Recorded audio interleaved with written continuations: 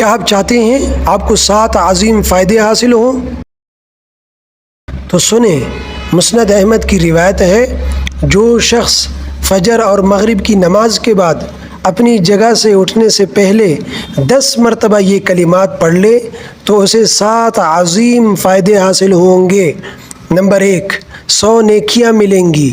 Number 2، 100 گناہ معاف ہوں گے۔ نمبر 3، 100 درجات بلند ہوں گے۔ نمبر 4، ہر قسم کی آفات سے حفاظت ہوگی۔ نمبر 5، شیطان مردود سے حفاظت ہوگی۔ نمبر 6، سوائے شرک کے کوئی گناہ اس کو ہلاک نہیں کر سکے گا۔ نمبر 7، وہ اس دن سب سے افضل عمل کرنے والا ہوگا۔